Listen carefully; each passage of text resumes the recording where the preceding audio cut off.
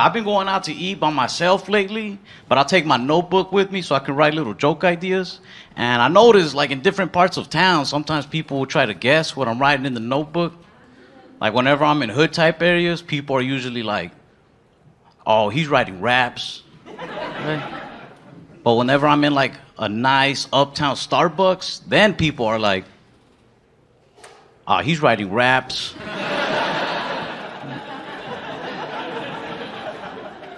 One time I was like in a very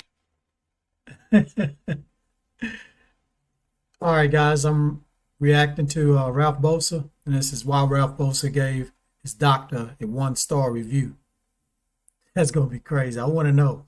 Let's get back into it. Well, before I get back into it, please subscribe, give me a like, share this everywhere. We're on our way to 6,000 subscribers. like quiet, low-key coffee shop, and this girl comes up to me. She's like, "Hey, excuse me, are you writing poetry?" I was like, "No, I'm writing raps." I tried to hide my notebook, and she tried to peek over my shoulder. She was like, "How come it says jerk off right there?" I was like, "Don't worry about that. Streets is crazy.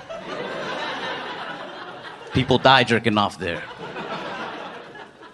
Try to eat healthy. Like I'm a type 1 diabetic, and a lot of people don't believe me when I say that. I think it's because I'm real slim. You know, it's kind of like hearing a really ugly dude tell you he got herpes. Because people just look at you like, "You got it?" Like you think you got it, or a doctor told you you got it.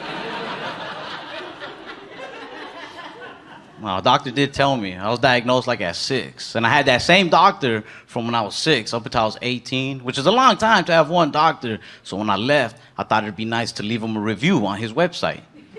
So who knows him better than I do, you know? I was like, this man was my doctor for the last 12 years. And I am still diabetic. 1 star. I left him 1 star because of the nurses he had working for him. They used to try to lift you up, but I didn't like it. Because they'll say things like, you know, in time, you could actually find that diabetes could be somewhat of a blessing in disguise. I think I'd rather have just a regular blessing. The disguise part is really messing with my blood sugar. You're a horrible nurse. But I took her advice. Like years down the line, though, I was at a bar and some of my friends started a little fight. And this dude pushed me. So in my head, I was like, diabetes. I didn't want to fight him, so I said, "Hey, man, you don't want to do this. I'm diabetic." And this is one of those little things that sucks about living in America. He goes, "Me too," and then punched me in my face.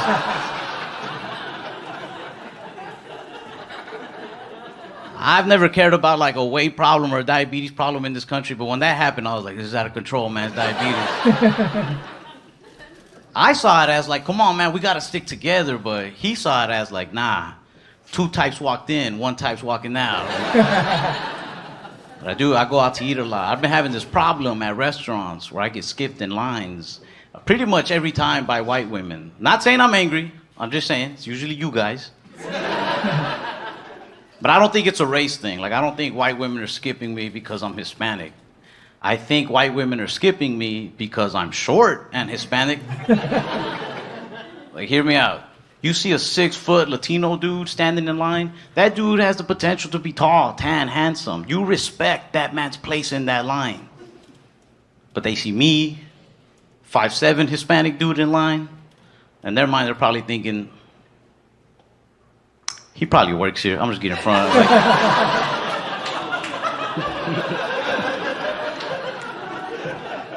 I don't say anything though. I don't really think it's a big deal. If anybody's wrong in the situation, it's me.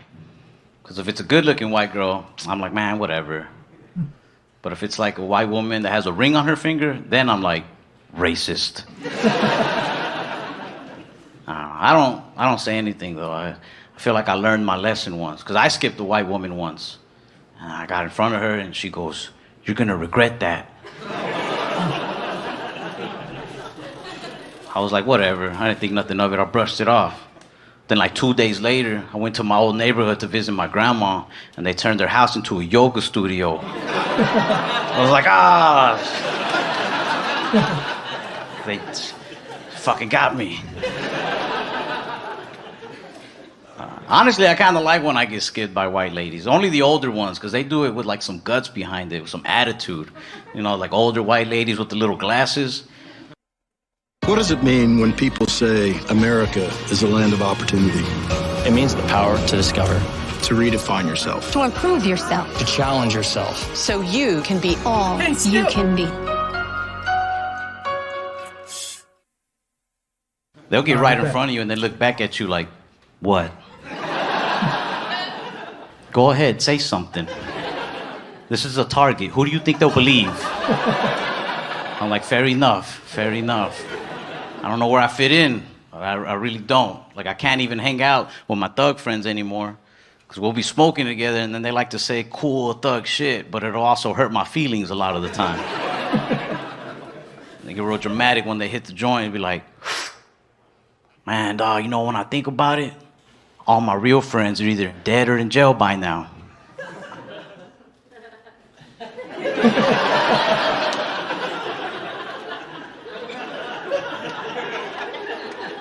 I'm like, give me back my weed, man.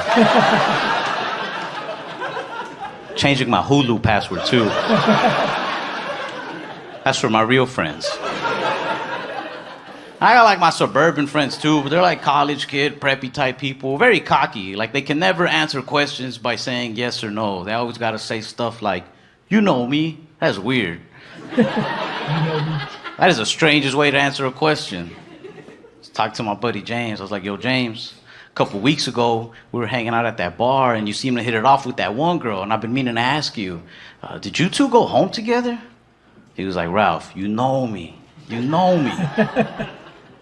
I was like, dude, she's been missing for like 13 days, man. Wow.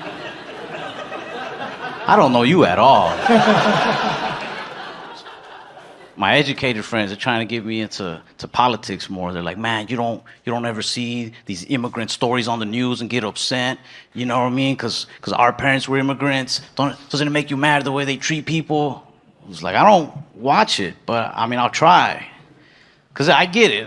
Everybody has something to be offended by, you know? Like, and I want to be a part of my people. I want to find something to get offended about. I want to be mad. I was watching all these different political channels, but I couldn't care much. Until I started watching CNN. They were doing this special on China. And now I started getting a little offended. Right? It caught me. The first thing that caught me, 80% of Americans don't trust President Xi Jinping. And I don't think that's true because I don't think 80% of us knew China had a president. Called my buddy Peng because he's from China. I was like, yo, you guys have a president in China? He says, no. He said, it's more of like a chairman position. I was like, oh, well, I don't trust him. And I kept watching. They said, the biggest threat to our country is the country of China. And that's where I got mad. Because China has not only clothed and fed me for the last 20-something years, but after every meal, they give me a little message of inspiration. China's my biggest threat? No. I'll believe they're my mom before I believe they're my biggest threat. They start pressuring me to vote a lot. I don't like that either. I miss being a little kid, getting pressured into more human things, like gangs, drugs. You knew which one was dangerous. But with voting, you can never pick a right side sometimes, you know? You think you know, and then somebody comes out of the shadows with some hidden facts that they read online. It's hard to know what's true or not. You'll be like, hey, yeah, I'm going to go Democrat because I heard they got a good health plan. They're like, no, yeah, they do. It's a good choice. And then out of the shadows, somebody pops up like, but also, they eat children. Oh. Okay, I don't want that. Let me check out the Republican side. Oh my God. And you get the facts on them. Oh yeah, they got a good budget plan. They're really trying to fix up the economy. You'll like it. And then out of those same shadows, somebody pops up with like, but also, they're the ones who purchased the children. Like, I'm good on kids, man. I'm good. I do want to vote. I do want to, but honestly, I want to do it for bragging rights. I feel like one day there's going to be a badass president who legalizes all sorts of cool things across the country. Like mushrooms, weed, prostitutes. Not saying I'm just going to go indulge in all of these, but I would like to think if, you know, by some circumstance I find myself sharing a legitimate blunt with a legal prostitute as we file her W-9. In that moment, I want to be like, you're welcome, by the way. I voted. I did this. Like,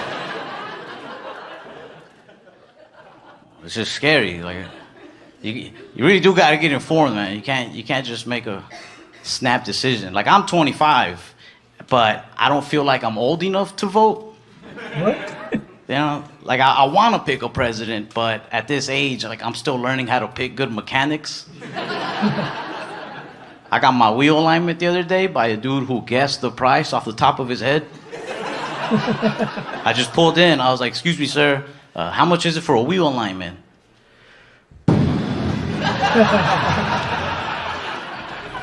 He was kicking my tires. I just looked at him like, I don't know either.